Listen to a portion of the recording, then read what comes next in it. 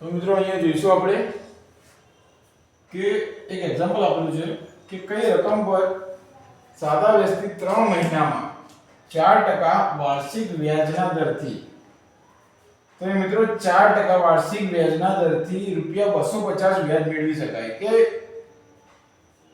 એવી કઈ રકમ હશે કે જેના પર 3 મહિનામાં 4% લેખે વાર્ષિક ₹250 વ્યાજ મેળવી શકાય। એટલે આપણે અહીંયા શોધવાનું છે રકમ શોધવાની છે કે એવી કેટલી રકમ હશે કે જેના પર ₹250 વ્યાજ મેળવી શકાય।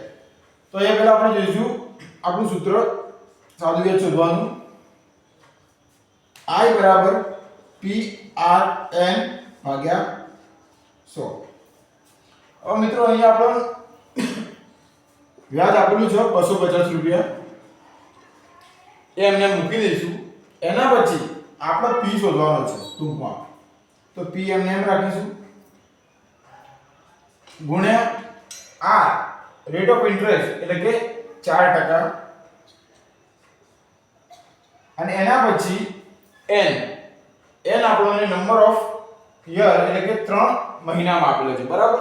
તો મિત્રો અહીંયા મહિનામાં આપેલા હોય 3 મહિના આપેલા હોય તો નીચે શું આવશે ભાગ્યા 12 આવશે। જો વર્ષ આપેલું હોય તો જે તે વર્ષ લખી નાખવાનું અને મહિના આપેલા હોય તો આપણે નીચે 12 આવશે। જેટલા મહિના માની લો કે 6 મહિના હોય તો એને ભાગ્યા 12 આવો, 4 મહિના હોય તો એને ભાગ્યા 12 આવો। હવે આની નીચે ભાગ્યા 100 આવશે। હવે મિત્રો આપણે અહીંયા P લાવી દઈશું, P ને અહીંયા લાવી દઈશું। 250 ને આપણે 100 વડે ગુણી નાખીશું। 250 ગુણ્યા 100 ભાગ્યા 4 થઈ જશે।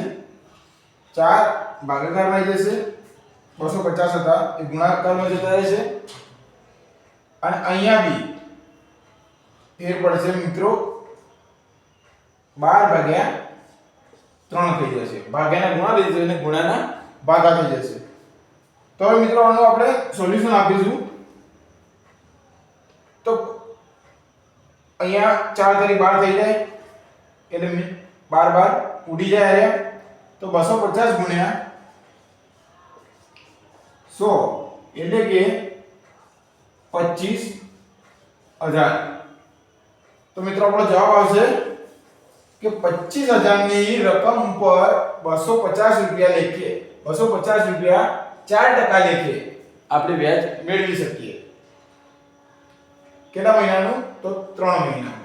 ઓકે, તો મિત્રો એટલું યાદ રાખવાનું I બરાબર PRN ભાગ્યા 100। આ સૂત્ર જો આવડતું છે તો ડેફિનેટલી આ પ્રકારના અથવા બીજા કોઈ પણ પ્રકારના દાખલા જે સાદા વ્યાજના હશે એ તમે ઈઝીલી ગણી શકશો અને એનું સોલ્યુશન આપી શકશો।